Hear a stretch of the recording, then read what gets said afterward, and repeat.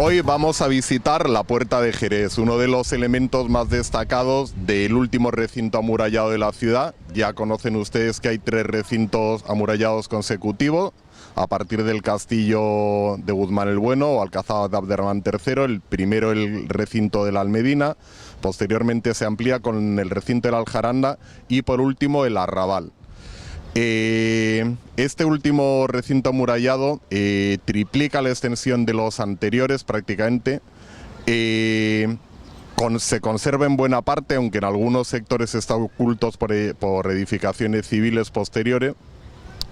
Y quizás el elemento más, o uno de los elementos más visibles, es la Puerta de Jerez, que tenemos a nuestras espaldas. Es la única que se ha conservado. También hay un pequeño sector de la Puerta del Retiro, o la puerta, también como llama la documentación, la puerta de la red de arriba, por donde atravesaba el arroyo de Tarifa la ciudad. Pero, como les digo, solamente hemos conservado la Puerta de Jerez, y afortunadamente, porque también estuvo a punto de desaparecer en varias ocasiones, como tendremos ocasión de ver. Bueno, fíjense, el aspecto que tiene hoy en día la puerta es un arco ojival, un arco apuntado de estilo gótico, flanqueado por 2 torreones, aunque prácticamente es una fachada enrasada, un solo plano. Esa no era la imagen original de la puerta. La puerta fue construida en torno al siglo XIII. Tengo que decir que hay diferencia de opinión entre los distintos investigadores acerca del momento exacto de la construcción. Algunos, como por ejemplo Ángel Sáez, lo data en época almohade. También en otros momentos se ha datado como una obra nazarí o incluso meriní. Saben que los benimerines también fueron dueños de Tarifa por cesión del reino nazarí de Granada, y cualquiera de los 3 podría haberlo construido.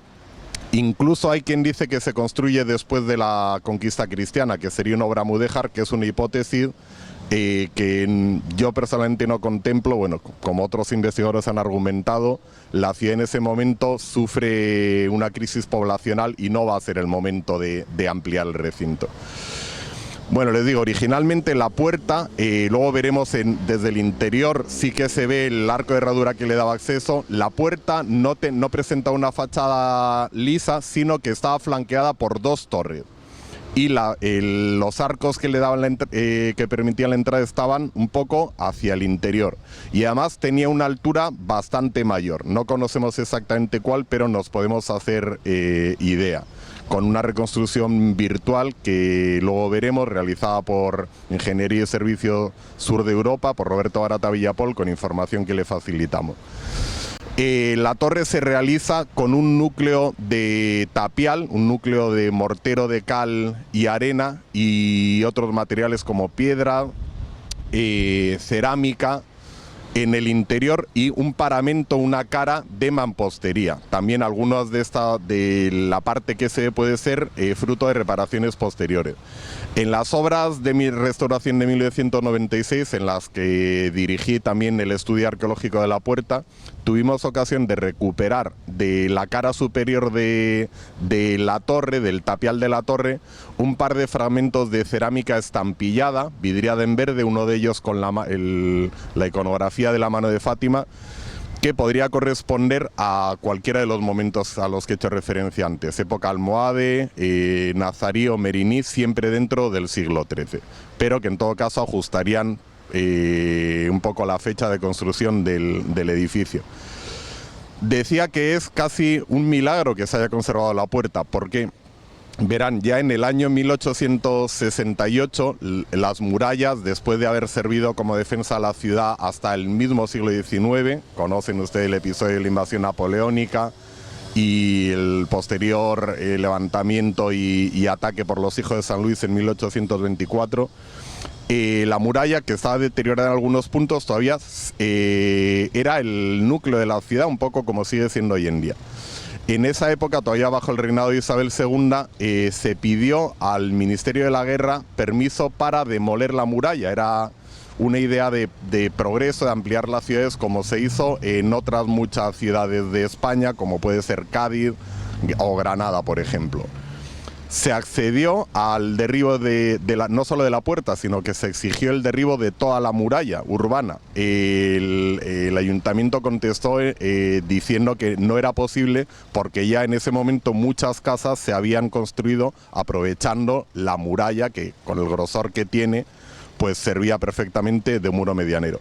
Pero sí que pocos meses después, cuando se produce la Revolución de Septiembre de 1868, la gloriosa, pues se comienza el derribo de la puerta de la muralla justo por la Puerta de Jerez, pero afortunadamente se paraliza. Todo este episodio fue estudiado en su momento por Venceslao Segura, que lo publicó en la revista Aljaranda. Claro, en ese momento las torres quedarían desmochadas, quedarían más bajo, y sobre esas torres es sobre las que se construye sobre las dos torres el almenado que vemos hoy en día, que no corresponde al original, probablemente recrea al original. Y también, bueno, para acabar la vista exterior de la puerta, vean también que en la torre situada hacia la derecha hay una saetera que indica que debió haber una cámara interior en esa torre, igual que en la torre que hay junto al Hostal Asturiano también hay una cámara dentro de la torre, desde la que se accedería al sistema que accionaba, que subía y bajaba un rastrillo de la puerta, que luego veremos. Si les parece, vemos la puerta más de cerca ahora.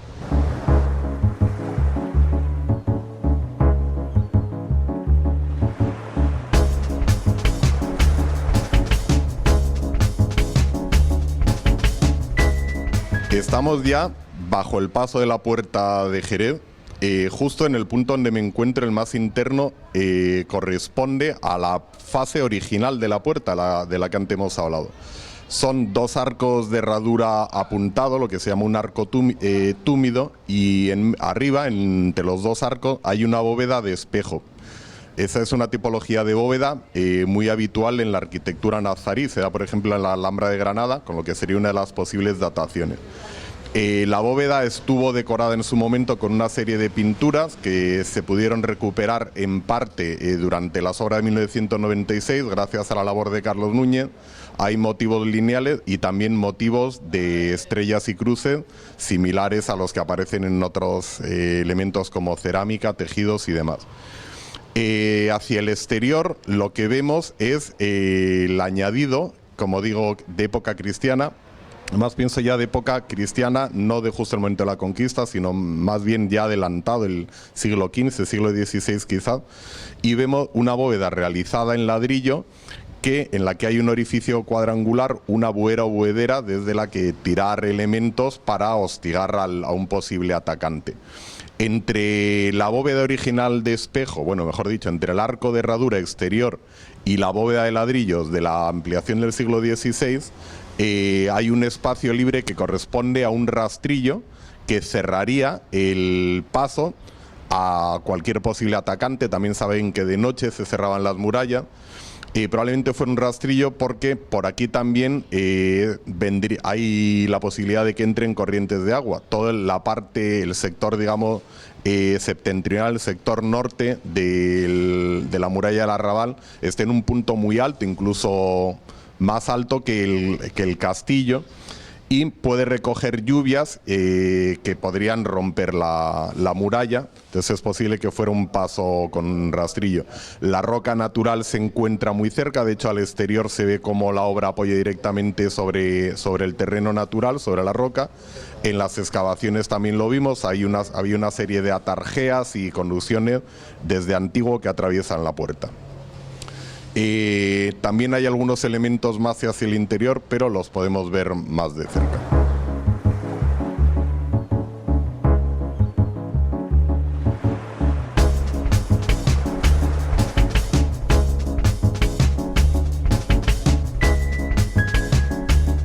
Otro elemento interesante en la puerta es una gorronera. ¿Qué se esconde detrás de ese nombre? Pues es un elemento en piedra que vemos a ambos lados de la puerta, con un orificio en el que insertaba el eje vertical sobre el que giraban las puertas. Piensen que eran unas puertas de grandes dimensiones, con mucho peso, y que tenían ese sistema de enganche arriba en la gorronera y abajo otra piedra con un orificio, que es lo que se conoce como quicialera, y que en el castillo encontramos alguna. Es el único elemento que queda del cierre original de la puerta. Piensen que por el lugar donde estamos llevan siglos transitando personas.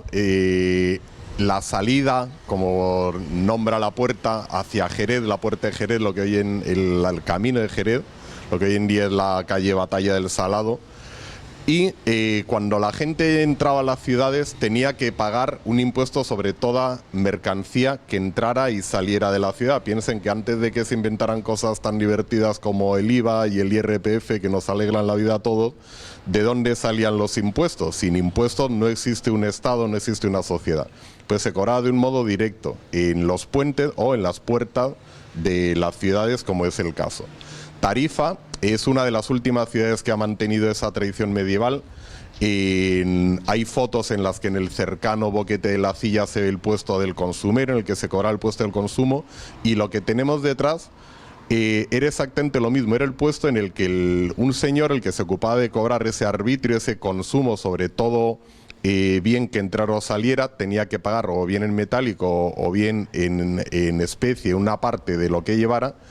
Era es el lugar donde lo iba cobrando y lo iba almacenando. Está enmarcado por un arco de herradura, pero esto es una obra muy reciente, probablemente de inicio del siglo XX o final del siglo XIX. ¿Dónde se hace esta obra? Pues excavada en el núcleo de las torres de la muralla, del que antes hemos hablado. La torre, al menos por debajo, debía ser es maciza, y en ese núcleo de mortero, de calicanto, de tapial, es donde se excava el espacio que vemos.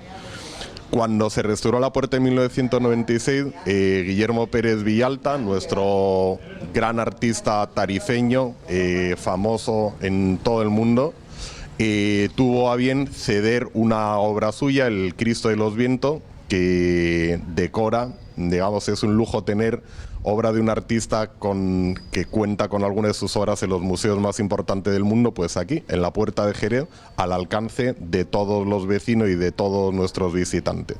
Es una representación muy clásica del Cristo como un hombre desnudo, parece casi una obra renacentista reinterpretada por nuestro genial artista. Pérez Villalta también concibió cómo debía ser todo el espacio en donde se ubica su obra, y de este modo vemos cómo fijó unas estrellas también en la bóveda del espacio.